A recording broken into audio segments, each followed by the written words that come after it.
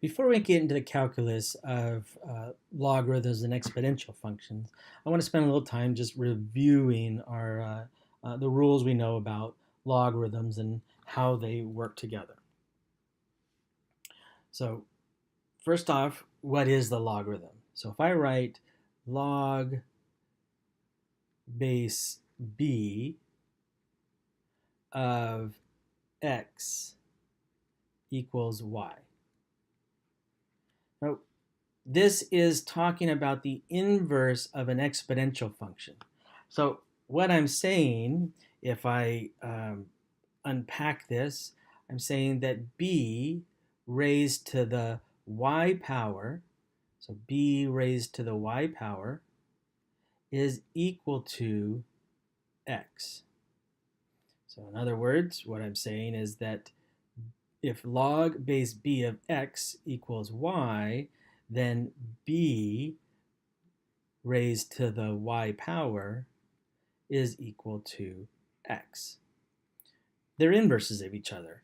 And this gives rise to plenty of useful things, right? That just taking this right here tells me that b raised to the log based b of x is equal to x. Right? Notice all I did, here's how y defined. Y is defined as log base b of x. But I know b to the y equals x, so replacing log base b of x into there, I get b raised to the log base b of x equals x. Similarly, that log based b of b to the y is equal to y. Why should that be? Well, take the value for x here and put it in and replace it with b sub y in our expression here. This gives us that log base b of b to the y, log base b of b to the y, is equal to y, equal to y. So these are our key identities of being inverses, that the logarithm undoes exponentiation, and exponentiation undoes logarithm. So that's our basic idea of logarithms, how they're tied in with exponential functions. Now let's derive a couple, actually exactly 3 rules that should be in your back pocket in regards to logarithms. You've seen this before, but I'm just going to derive it again so that you can, ideally, you can remember this process to give you some sense of why the logarithms are even true. So we first start off with some setup. So we'll say that, let's say alpha is equal to log based b of u, and beta is equal to log based b of v. So we're just defining 2 different logarithms. And now I want to see, well, what is the logarithm of u times v? So I know that the logarithm of u times v, say, is equal to m. Well, whoops, I forgot my base. Right? So log base b of u times v. That's equal to some number. And of course, if it's equal to that number, means b raised to that number is equal to u v. So b to the m is equal to u v. But what is u v equal to? Well, coming back up to here, this tells us that b raised to the alpha power, so b raised to the alpha power is equal to u. Similarly, b raised to the beta power is equal to v. So let me write that over here.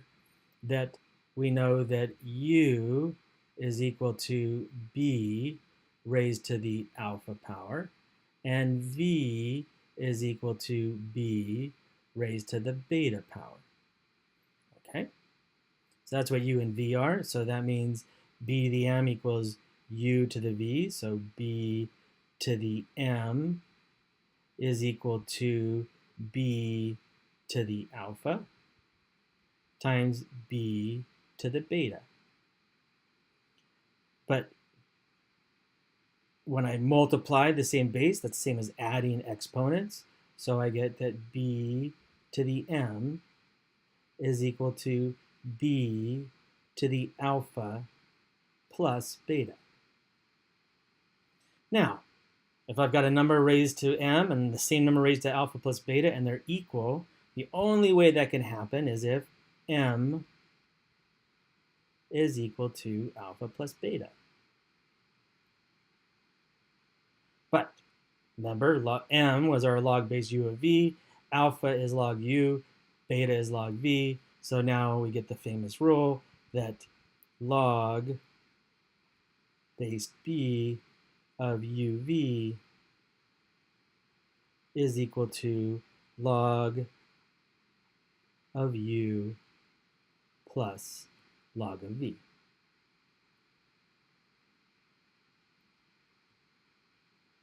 And now that's a rule. You've seen it before. This is not, let me get my bases in there, sorry. You've seen it before in algebra and pre-calculus over and over again. I know you've seen this rule. You might have forgotten it. Remember, products become addition. Why? Because in exponents, products become addition. For almost identical reasons, we can look at what division is. So let's say that d is equal to log base b of u divided by v. Well, if you had to guess, remember that in exponents, division becomes subtraction, so it shouldn't be surprising. So we get that b to the d, using our rules, that b raised to the d power has to be equal to u over v. So this is equal to u divided by v. But what is u and v? That's equal to b to the alpha divided by b to the beta. And like I said, division with exponents becomes subtraction. So this is b to the alpha minus beta. And again, just like the argument here, if b to the d is equal to b to the alpha minus beta, then we know that d, so I'm going to actually remind you what d is, log based b of u over v is our d, but it has to be equal to alpha minus beta, but that is alpha log bu, beta log bv, so this is log base u, or log base b of u, minus log base b of v.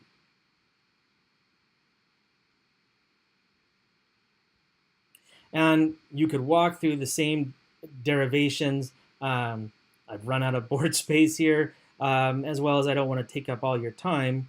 So remind you of the final rule that we have for exponents, that log based b of u raised to the exponent power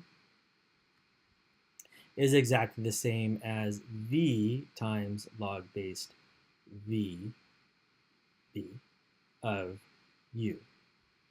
So if I have an exponent inside the logarithm, I can simplify it, or by pulling it out and making a constant. Or vice versa, if I have a constant in front of my logarithm, I could bring it into the function as an exponent. Again, you should be able to follow kind of the path that I just did and do your appropriate substitutions and see exactly that this will work out based on the rules of exponents.